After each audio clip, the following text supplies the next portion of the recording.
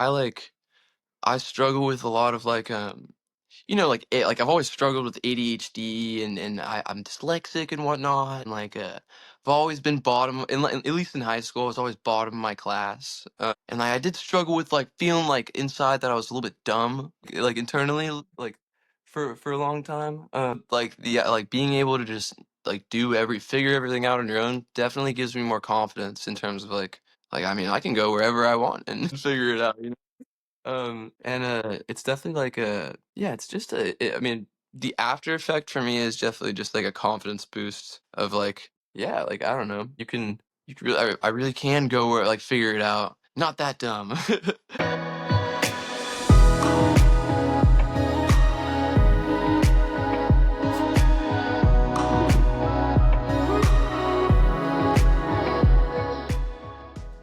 Welcome, Brandon. So excited to have you here. This is the first testimonial that we are recording with regards to the travel experience. So we're really appreciative that you could do this for Travel Through Trauma. I'm super excited to hear about your experience going to Costa Rica on your own a couple months ago. I would love for you to kind of share a little bit about who you are and what was it that sparked your interest in taking your first solo trip? What was your mentality like going into this, and what made you decide to do this trip to Costa Rica? Yeah, I mean, my name is Brandon Spendlove. I go to Berkeley College of Music, and yeah, I mean, I've always loved solo traveling. I've always loved like I don't know, I like the feeling of like getting out like when you're on a road trip and you get out on the side of the road in the middle of nowhere and you're kind of like, where am I?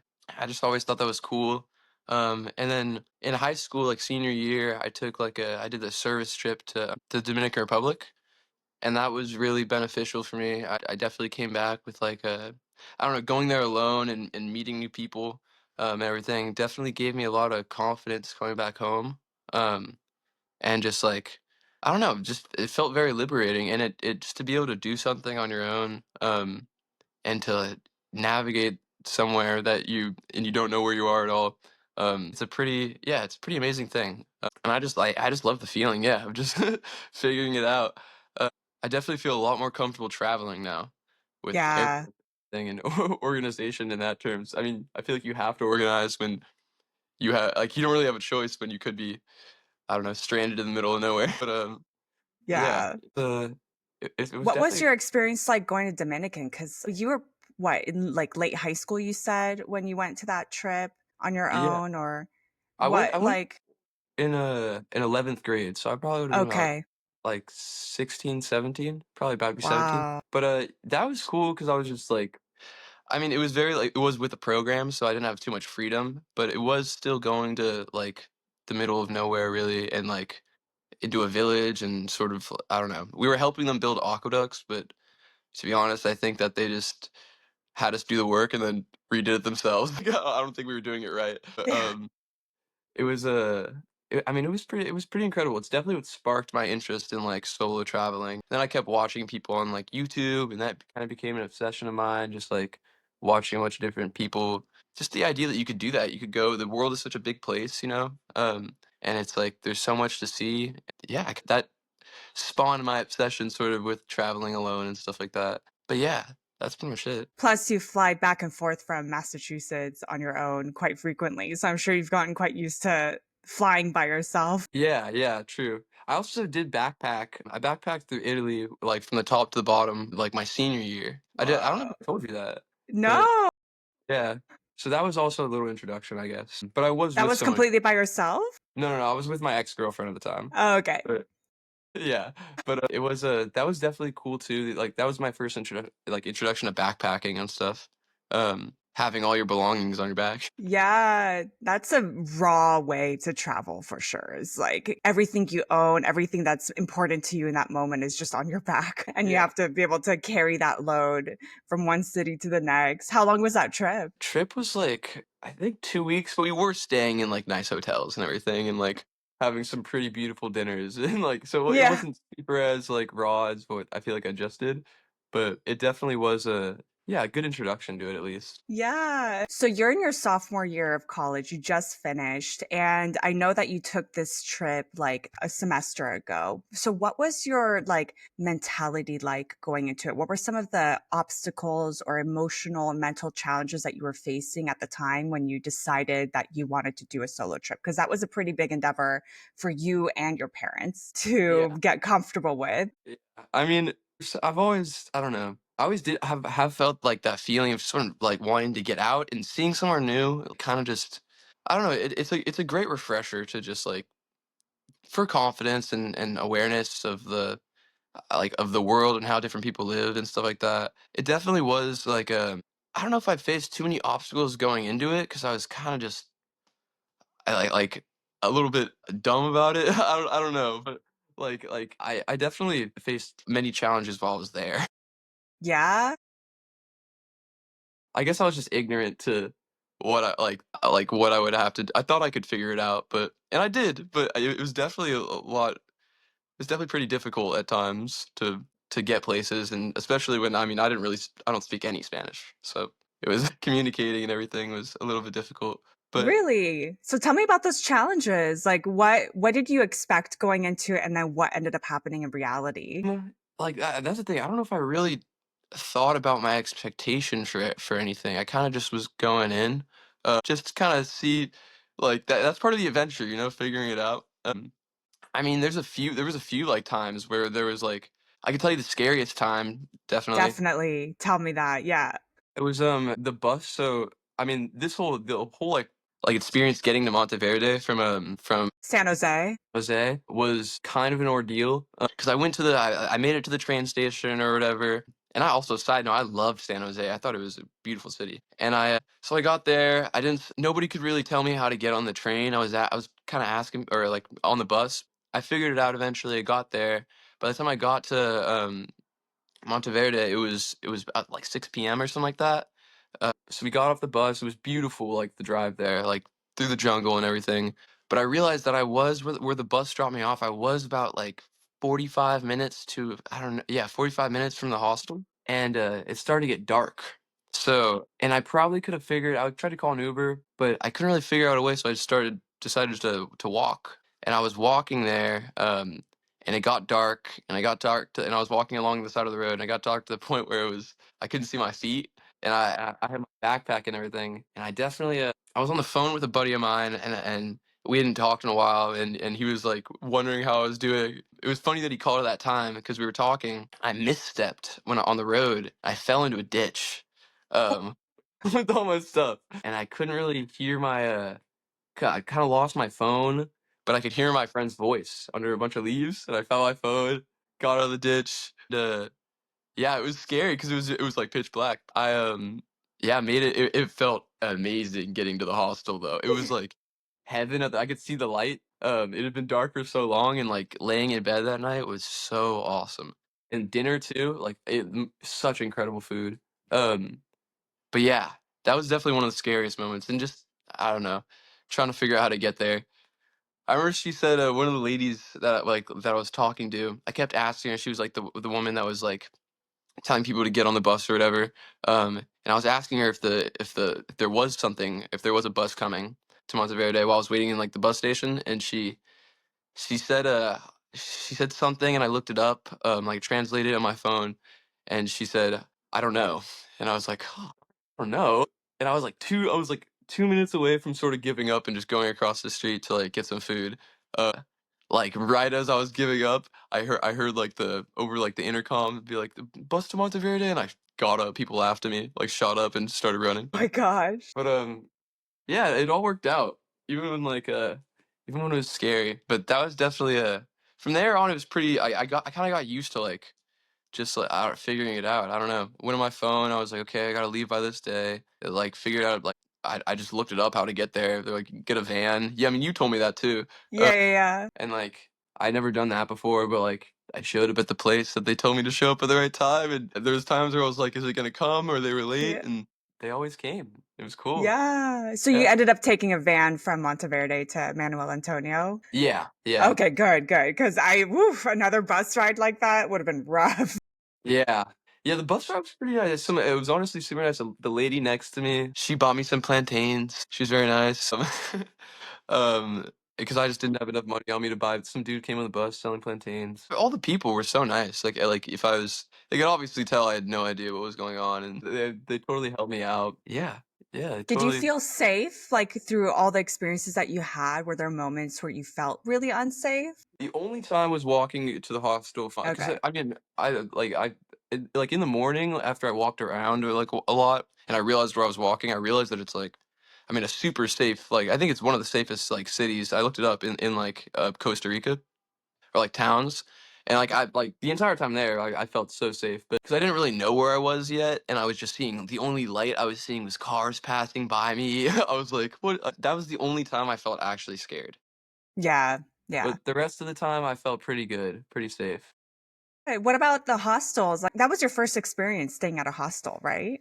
Yeah, yeah, totally. How was that like for you? Did you make any friends, or was it challenging to be able to share a room with people? Most of the hostels were great. I mean, 95% of my experience was awesome. I honestly no bad experiences. The first hostel was definitely my favorite. It was Costa Rica backpackers, just because there was like so many kids there. It was like such like a party, and I totally met a dude, my first night there, I met a dude from Mexico. Forgot which state, but I think it's the state that the temples are in, or like the Mayan temples, and, he was probably my favorite dude I met there. And we got to talking or whatever. I was really tired. I was gonna go to bed after all the travel. We were talking, and he had these flutes. He had brought these flutes to sell from Mexico, and he knew how to play them, and, we got to talking, like, I told him I went to music school or whatever. Let me play some flutes. We did a little flute jam, which was pretty cool in the dorm. And then it was really cool. We started just talking more about music, and he put me on to this Venezuelan rapper, and that makes music that's pretty like similar to like the boom bap that I like, and like older hip hop type of stuff. And it's crazy because like I would have no idea. Like he's such a big rapper. And it's like Conocero or something like that. I don't know if you ever heard of him, but No. he's a he was like a super big rapper. He passed away. It was so cool because he has this one song that's a whole story. This fan animated it, and it's a really dope song. And he went line by line and translated the whole story to me. Um, which was really cool because I would have never known what he was talking about, and yeah, like, line by line, like, it told me the meaning of everything he was saying, and that was really cool, and then, we were talking, and we were kinda had more energy because we were just kinda hanging out, and we went to the club, and that was crazy too. Yeah. That was a pretty insane experience, and, like, suddenly I was with all these like, a whole group of we, like, met, like, 2 girls, and I was with, like, a whole group of people that totally spoke Spanish, and I didn't, and they were That's the kinda like best. yeah, it was cool. I mean, like, and they were super nice, they were laughing at me because I was like, "No say," like, but I was buying them drinks, and that was like that was the only big party night I had, which is kinda like I was kinda down for it. I got my dose of, like, some fun Yeah. party stuff, which it was crazy too. Like, I've never been to I don't know if there are clubs like that in the States, but it was, like, rooms, and then there's, it was, like, a small, like, door that we went through, and it's, like then there was a few rooms, and then there was, like, a huge room with, like, 100 people in there, and I had, like, no or not 100, like, over probably, like, 5,000 people in there. It was crazy. It was insane. Um, Latinos really know how to party. That's for sure. yes, most definitely, and dancing too. I don't know how to dance. Yeah. Like, I was like they were like, "Dude, all sorts of crazy shit." They everybody could dance. I could not dance, but, the dude I was with actually that I became friends with was a dancer. Like, he, like, was he did, like, break dancing and stuff like that. So he was busting down a move. Like, the 2 girls that we were with were like, they were all doing some crazy moves, and I was just kinda like, "Yeah, this is so sick." Um, but yeah, I went home before all of them, and it was already, like, 2 Wow. in the morning, like, 2:30. I was like, "Alright, like, I think I'm gonna call it," because I had to wake up the next day super early, and then that was kinda my first night in San Antonio. It was very cool. Or San Jose, yeah. Yeah. That's awesome. I mean, it just goes to show how easy it is to make friends when you stay at a hostel and everybody's kind of like of the Yeah. same mindset. I'm sure he was traveling by himself too. And Yeah. so Yeah. it's cool that you guys were able to bond so quickly and go explore together. Because I always say, like, when you're at a hostel, even though you're traveling solo, you're never alone. You're always going to find people to go out with and explore together. Yeah. Did that happen again for you, like in Monteverde or Manuel Antonio at the hostels there? Did you make friends out there? There wasn't too well, the first night I got Monteverde, there was 2 kids from Montreal there, and then I hung out with them, but they were leaving the next day, and then from that point on in Monteverde, there wasn't any kids, like, it stayed with 2 adults, which was probably the only scary other s like, slightly scary part, just 'cause, like, they were 2, like, older adults that I didn't really know, I didn't speak their language, but they were totally chill. Like, they were totally like, there was no issues at all. But it was interesting 'cause it was, like, a huge room, and then, like, they were over there, I couldn't really see them, but, turned out to be fine. Monteverde was my favorite place too, like, by far. Uh, Really? there was, Why? just 'cause it was crazy. I mean, there was, like I saw a what was it? Like an armadillo. Yeah, it was an armadillo. I saw an armadillo. One of my first night, I heard like I was just chilling, talking to my mom, and I heard like something rustling in the plants, and I saw a real life armadillo. Could not believe it in the wild. That kind of blew my mind. I saw like I forgot what those little animals are called.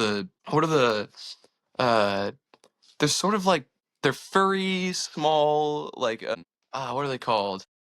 Like chipmunks or something? Or Bigger than that though. It's like a I don't I can't remember. It's lives in that region of the world, but yeah. saw one of those, which is crazy. Saw tons of a monkey stole my breakfast one morning, which was pretty cool. I probably looked like kind of an idiot, but I wasn't I it was the first monkey I'd seen too, so I wasn't upset at all. Like Wow. I was eating my banana, my amazing coffee too, because the coffee is so good. Yeah. And yeah, I I saw some people looking at something, and I went over to see what they were looking at, and it was a monkey. Started freaking out, and it totally finessed me and like double backed and stole my empanada. That's so funny. Yeah, it was That's so something you'll cool. never forget. You can always Oh say now that's happened to you.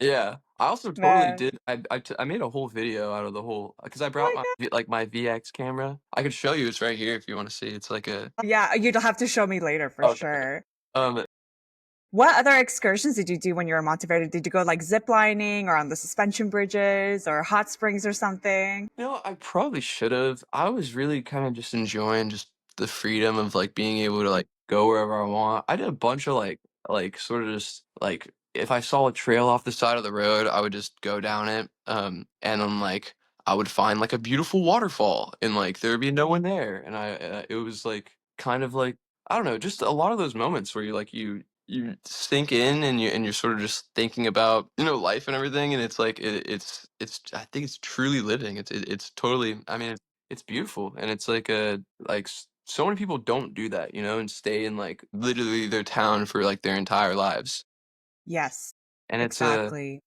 yeah, the world's huge, like there's so much to be seen. I love that you touched on just like what it felt like to be present because I love to intentionally get lost and go off the beaten path and just like go where I feel drawn to go. Like if I see a cool store, I'll go walk up to the store. If I see a cool, like, path that's just going into the unknown, I'm going to take the path and I'm just going to see where it takes me and trust that like I will navigate it okay. And just to be Yeah. fully present, it's like a muscle that we have to learn to exercise because we don't practice presence in our day to day life very much, especially when you're working or going to school or have all these responsibilities and goals that you're trying to achieve. It's hard to remember to just like live in the moment. Was that something that you felt like you learned really intentionally or I mean, it was while just you were doing great to that? have that it was, like, great to have that time set aside because like, Mm, that's that's the entire reason I was going there, you know? Like, I really had there was no pressure, it was just, like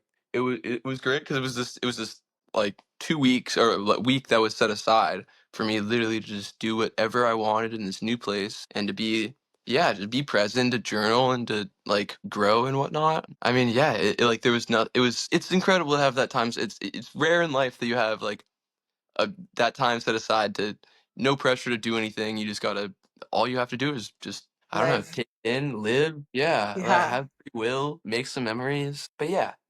pretty What do awesome. you feel that this experience of being so present and navigating really challenging obstacles, like walking at night 45 minutes with your belongings, falling into a ditch and making new friends and traveling between places, like what did all that teach you about yourself and the world that you didn't feel like you knew before? Well, I mean, I guess it's more of a personal thing. For me, I mean, I struggle with a lot of like like like I've always struggled with ADHD and I'm dyslexic and whatnot and like I've always been bottom in at least in high school I was always bottom of my class and like I did struggle with like feeling like inside that I was a little bit dumb like internally Mm, like for a long time like the like being able to just like figure everything out on your own definitely gives me more confidence in terms of like I mean I can go wherever I want and figure it out. yes. And it's definitely like yeah, it's just I mean,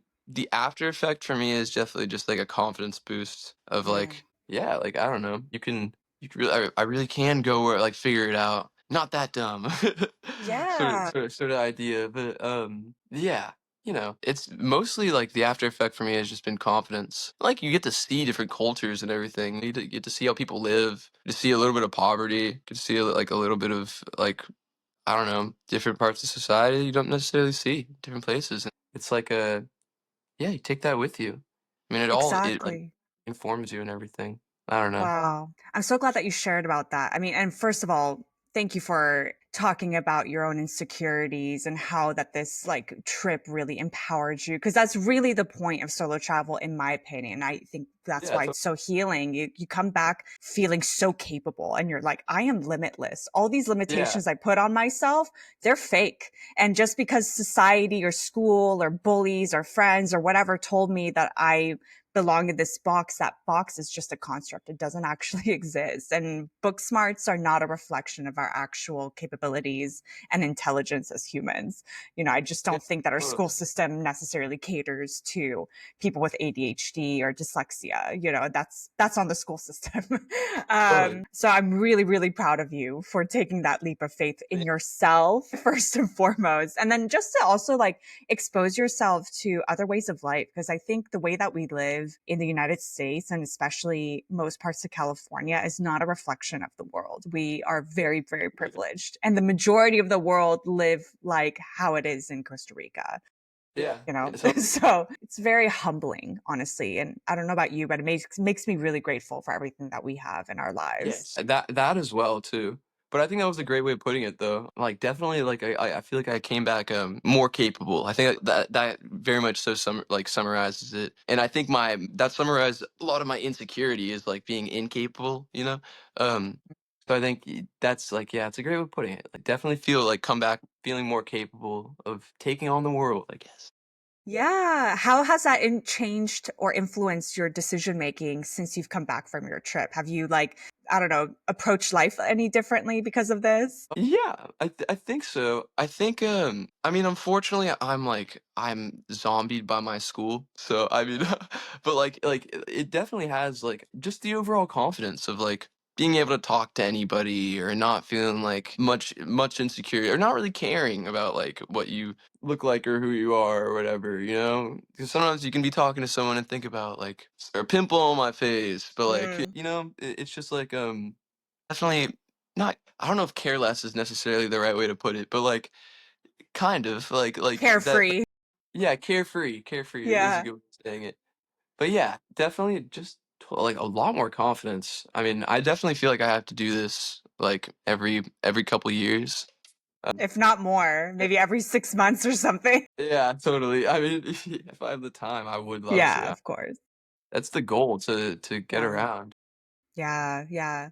Little by little, you're gonna start expanding beyond like what you ever thought you were capable of doing, and then Yeah, just poof, the world is your oyster. Really, I'm really really yes. proud of you. I remember like having these discussions months ago when we were even just like ideating about this trip, and there were so many what ifs and questions for you from your mom. It's like I'm sure that this just has like opened up so many doors in your life to be able to embark on even more challenging experiences and know that you can Yeah. do it. What's next on your radar for traveling? Do you have any countries that you want to visit next solo? don't know. I mean, I'd love to check off Asia. Somewhere like in that continent would be great. I don't know. I mean, the Middle East is like super interesting to me. Morocco would be a really cool one. Somewhere I definitely want to go. I mean, honestly, to China, I definitely want to I feel like, especially because we're in like the West, like we don't really get like an accurate view of China, and it's such a huge place. Like it's, I mean, it's similar to like Russia, where there's so much culture. Like it's not just like a I don't know. There's so much culture here in the United States, but like there's like I feel like in China and Russia, there's like such a difference. I mean, there's overall, It's like a deeper big places. history too, and I Yeah, think that's a totally. big part of it. Same with the Middle East and Asia, just anywhere. It's like the history is thousands of years old, whereas in United States it's like a couple hundred years old. So the cultures Yeah, are just totally. different because of that. Yeah. Yeah, seriously. And also, I would love to see some like ex-Soviet countries, just because that's kind of interesting. Like what's the one basic they ride a lot of horses there. I don't know. Mongolia? Mongolia, yes, Mongolia. I would love to Yeah. see I've seen some videos of like these like the czar like in the middle of nowhere sort of, and it's like I don't know, it's just interesting like the It's really ruins of dystopian. yeah, it's really Like dystopian. doesn't seem real. Yeah, seriously, it's crazy. Like Yeah. in the middle of a field, like Yeah. completely Yeah. abandoned, still standing. It's pretty Oh, crazy. that would be amazing. And you can like stay in a yurt in the middle of Mongolia. I don't know if you've seen those like triangular tents that are designed to like keep the heat circulating. I don't know. It's very classic Mongolian It sounds oh yeah, style of living. Yeah. crazy. That's so exciting. I love that you're interested in kind of going off the beaten path because I think a lot of people will say, "Oh, I want to go do Europe," which is awesome. But I think like going to these like really generally like stereotyped places that are heavily misunderstood are places where we can like expand the most because we get to really become true empaths and see that people are just people anywhere you go around the world. And all these things that we hear on media about these different countries in the Middle East or Asia, it's not accurate.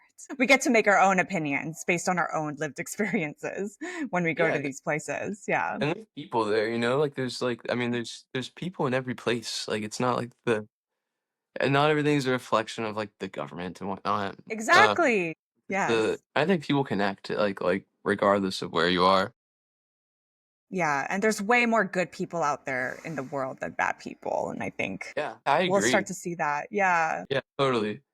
Yeah, I mean, I think you always gotta have your guard up, but like for the most part, there's like at least when I was in Costa Rica, I only ran into really nice people that wanted to help me out and show me where to go, like show me where to go. Even the people that wouldn't be like even the dudes like that are like selling stuff on the beach are like very like nice and like will like tell you to like I don't know, shouldn't necessarily trust those guys, but they're not gonna like I don't know, try to rob you or anything. Like Yeah.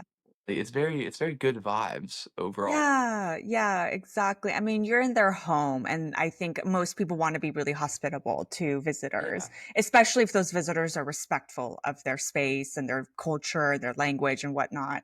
I think that's a big aspect of like why people might come across difficult situations is because they inherently come really entitled and will not Um, respect the people's cultures, you know? and you gotta expect to get a little bit disrespected, I think. Yeah, Not respecting exactly. their culture, like, I don't know. Yeah, I Exactly. think It as goes long as both you come with ways. respect. Yeah, as long as you Yeah. come with respect, people are gonna be nice to you for the most part. Exactly, exactly. Oh, I'm so happy to hear that. I want to close with two questions. First, I want to know if you could go back and give yourself some advice before the trip, what would you say to yourself? I have to think on that for a second. I don't know. I mean, like, I don't know. Off the top of my head, some Duolingo prior would be a good idea. But Learn a couple phrases, yeah. yeah, learn a couple phrases. Other than, yeah, I mean, I would say, I don't, I don't know. think I kind of went into it pretty good. Yeah. I mean, I definitely everything I would have said to myself is just more like research and like things to make it easier on me while I was there. Probably more practical things, I guess. But I don't know. I definitely would have maybe like to do some more maybe like to do some more things, see some parks. It seemed like everybody I was meeting kind of like had like a thing they were gonna do. Yeah. They were like, "Are you like, did you book your thing to the park in like 2 weeks in advance. And I was like, no, I'm just kind of here. Honestly, I'm a lot like you when I travel. Like, even though I'm very type A in my day-to-day life, when I travel, I'm like, I don't want to plan anything. I'm just going to go with the flow, figure it Yeah, out. And exactly. Figure if it there's out. openings on a tour, I'll go. But if not, oh well, it wasn't meant to be. Yeah, totally. Yeah. No, I like that you were kind of like going on the fly. I think that's really empowering in its own way. That way you're not Yeah. having to put too much structure around something that you don't even know, like how you're going to feel day of, Yeah, go it's with the exciting. It's flow. cool. You end up in weird place. I ended up in this cool Italian place in my gosh, I'm sorry about the brain fog after finals is crazy, but Yeah, the I last feel you. place I was, the last town, what was it again? Uh, Manuel Antonio? Mano Antonio. Yeah, yeah, yeah. Yeah. I there was one night I ended up in I went to a little Italian place and it was just super interesting to see like this Italian place in the middle of like it was kind of out of place, but it was really cool. And like I went to a thrift store and stuff like that. And it's just I don't know, things are different in different places that like even everyday things. So it's just like it's cool to experience that. It's like it's a whole new Yeah. experience, everything you do pretty much. Yeah, yeah. And especially for somebody with ADHD, I'm sure it's like so stimulating to be in such a new environment. Yeah. Most definitely. I'm like, over here, go over there. Yeah. Yeah. That's Yeah. awesome. I guess I let ADHD guide me, honestly, through the trip. Yeah. That's great though. Yeah, You're it's not good. fighting it. You're just going with Yeah. it. Yeah. See, I'm trying to tame it constantly, but Yeah. That's it was nice exhausting. to yeah, it is exhausting. The skill, but it's definitely like a it's nice to have a time also, yeah, time set aside to just let yourself go wild. Do whatever you want, you Exactly. know? You're Yeah. like Let your you're ADHD take the driver's seat and see yeah, what happens. exactly. I think best thing to do is to go with the flow, I guess. Like that's the advice I would give myself. All right. Mm. That just go with the flow. Figure it out. People are Yeah. nice. Don't worry. Hakuna Matata. Yeah. Yeah, exactly. You'll be okay. So, with that in mind, like, what would you say to someone who's like struggling with the idea of going on a solo trip, especially some of our through trauma clients who might be struggling with some anxiety before they're embarking on their solo trip? I mean, the mindset, like I feel like if you do have anxiety, you're probably gonna be much more organized than like I am. But like, I would be like, I think there's like a happy medium probably between like organization of like you don't want to be stupid and like that's what I was really worried. Like that was my big anxiety too, of me being like an idiot and just leaving my passport on like a table and then just being like, well, I guess I should walk to the embassy. That's what Alcrop said. But like, I don't know. I would say just like if you could be as Akuna Matata as possible and and just go with the flow and know that you're there to have fun and to like find whatever you're looking for. You know, you're there to do that. You're there to journal and to like think about how you're gonna like what you're gonna get from this trip, but it's no pressure to get anything from this trip at all. Like there's really no pressure at all. I think it's just a time set aside from yourself for yourself to just work on yourself and have some new experiences and just have fun. But as long as you keep your passport like on you and everything, I did actually get like I got a my Costa Rica bag is right there. Um, yeah, I ended up buying like a side bag and everything. But I mean, Smart. Yeah. yeah, no, eventually I got the hang of that, and that's also fun too, figuring that out. It's like it's truly living, you know? You're truly in the Yeah. moment. And Um, now you're even that much more prepared the next time you go solo travel. You're like, oh, I should bring a yeah, bag like this. well, Or now I know what to do. so much more confident. Like after Yeah. that, like I totally feel because airports used to be horrible for me. I would end up Mm. like a minute away from my flight. Yeah, like it's about to take off, but yeah, no, definitely definitely feel more confident like practically traveling, and I think there's a happy medium between like just having all your stuff and yeah, taking care of your stuff. And I feel like I learned, you know, like I learned eventually. Like I saw people get a lock, and I was like, okay, should go buy a lock. Cool, Mm. like it was a cool experience going to a hardware store in the middle of the jungle. Yeah. But yeah, you just like even those little things that you have to do are a fun adventure, you know, Yeah. stuff like that. And it's like sort of necessary. Like you got to do that. You're like, okay, it's sort of like a like Minecraft or like a video game. Is sort of like you're like, okay, like this is the. It's like you have it's like a sort of a challenge like that you have to complete. You're like, okay, this is the challenge I got to complete now. It's like a quest, side quest or something. Exactly. But yeah, That's awesome. So many memories that you've built. yeah, no, it was Are you definitely still in touch with any of the friends that you've made out there? the dude I met the first night because we were supposed to meet up again too because he was going to um, Monteverde, but we just missed each other by like a day, which it happens. But yeah. I mean, I have his WhatsApp. I could probably hit him up. I would. I mean, if I'm in Mexico, if I'm in the state, I definitely would love to. I'll definitely hit him up on WhatsApp. He was a really cool guy. Like he was really Yeah. dope. It was interesting meeting a kid that's like totally on my vibe, but like is like from like entirely different place. You know? Yeah. Yeah. Yeah. It was very cool. I It was love very that when we can like meet people so similar in interests and worldviews to us, and yet they grew up completely different than we did. Like I remember being in Tanzania and connecting with a tribe member over all kinds of topics and being like, wow, you see the world the same way I do, but you grew up in a mud hut and I grew up in California. But yet, yeah. like humanity is so much more in common than we are separate from each other, or different from each other. Yeah. Totally. Do you see a Tasmanian tiger? No, no. I did see lions, but I didn't see a tiger. I saw hyenas and lions and yeah, cows and zebras. Yeah. Oh man. Well, thank you so much for sharing about your journey. I'm so proud of you. I'm so excited to see where these lessons are going to be taking you into the future, all the different travels you're going to be embarking on moving forward. Yeah. Yeah. Thank you so And much. I appreciate yeah, it. thank you for trusting Travel Through Trauma to help you set this And up. y'all laid it out perfect. Uh, Every time I had a question, I would just like look at the manual. I mean, yeah, yeah. thank you. My pleasure. Well, I appreciate this so much, and I can't wait for the next time to hear about your stories.